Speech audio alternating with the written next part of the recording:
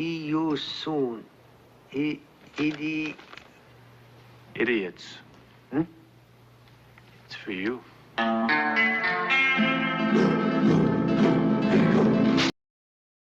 Throughout history, certain terms have been used to classify individuals with intellectual disabilities: idiots, imbeciles, morons, and cretins.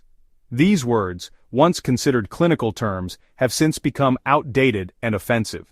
Today, let's explore their history, how they were used in medical and social contexts, and the dark legacies tied to these classifications. In the 19th and early 20th centuries, terms like idiot, imbecile, and moron were used in medical and psychological fields to describe levels of intellectual disability.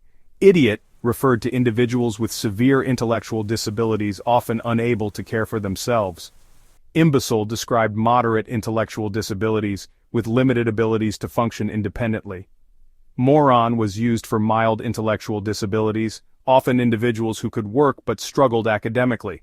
These classifications were based on early attempts to measure intelligence, such as IQ tests, which were often flawed and biased. But where do these words come from? Idiot. The word idiot originates from the Greek word idiotes, meaning a private individual or layperson, someone unskilled in public affairs. Over time, it came to signify someone perceived as uneducated or lacking in judgment. You're an imbecile. The term imbecile is derived from the Latin word imbecilis, meaning weak or feeble. It was initially used to describe physical frailty before being applied to intellectual capacity. You are a fucking moron. Too rough. Much too rough. Don't use that language in front of Annie. Okay. I caught myself. Now may I get back to the... Sorry, Annie. The fucking... Sorry again, Annie. Point. Moron comes from the Greek word moros, meaning foolish or dull. It was introduced as a clinical term by psychologist Henry H. Goddard in the early 20th century to describe individuals with mild intellectual disabilities. Have we forgotten someone? Deda. Nu mai dete da mi vleđeš. Ah yes, Cretins.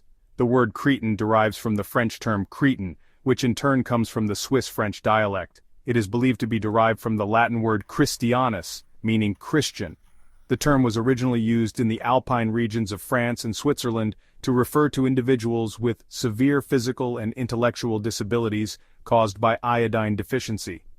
Iodine is essential for thyroid hormone production, which is critical for brain development and growth. Individuals with the condition often exhibited physical abnormalities: short stature, thickened skin, delayed development, and severe intellectual disabilities. Endemic cretinism was common in areas where iodine was naturally deficient, particularly in isolated mountain regions like the Alps, Andes, and Himalayas.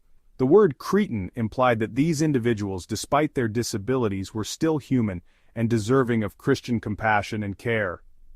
With the discovery of the role of iodine in thyroid function, public health measures, such as iodizing salt, effectively eradicated endemic cretinism in most parts of the world by the mid-20th century. Unfortunately, these terms were not just words, they had real and devastating consequences.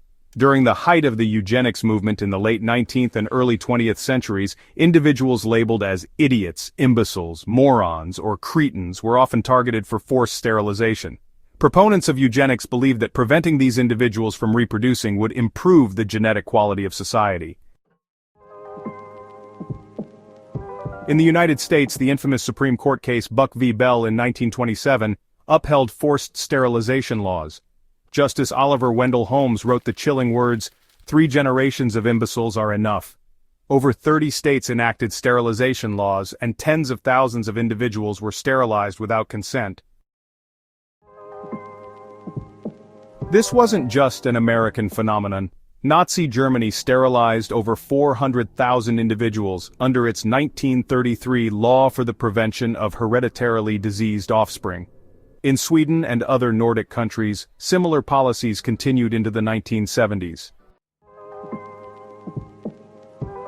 In Sweden, forced sterilization was not limited to general medical professionals. There is evidence that dentists and other healthcare providers experimented on individuals with mental illnesses or disabilities. These experiments, often carried out under the guise of eugenics, involved painful procedures and lacked consent.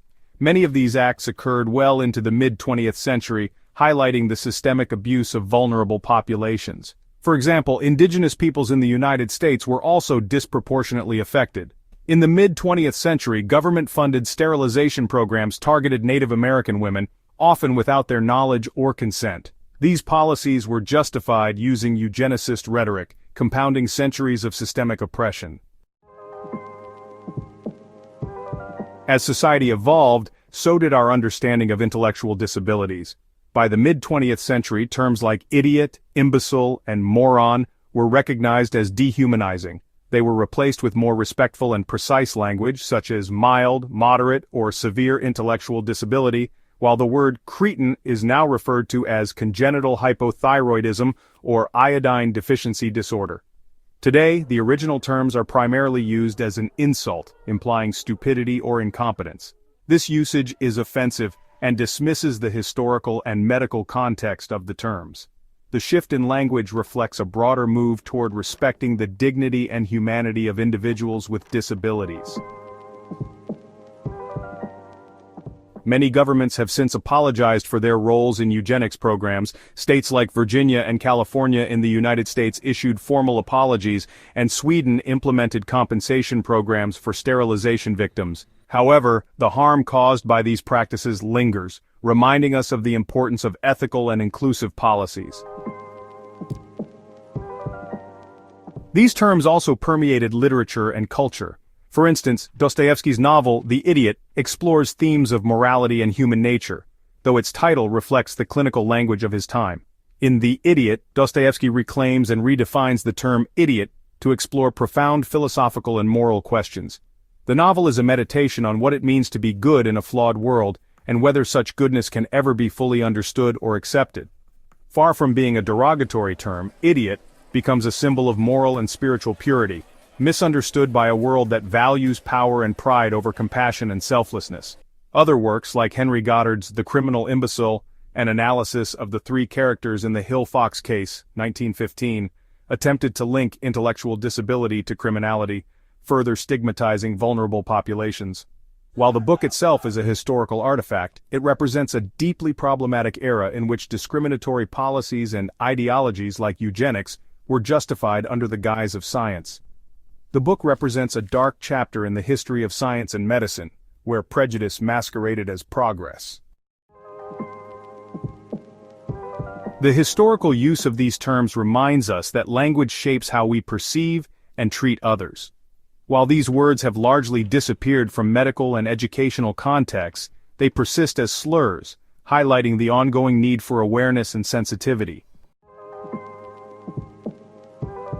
Understanding the history of terms like idiot, imbecile, moron, and cretin is more than an academic exercise. It's a lesson in how societal attitudes can harm or heal. By recognizing past mistakes, we can build a future that values and respects every individual regardless of ability. Thank you for watching. Don't forget to like, share, and subscribe to help spread awareness.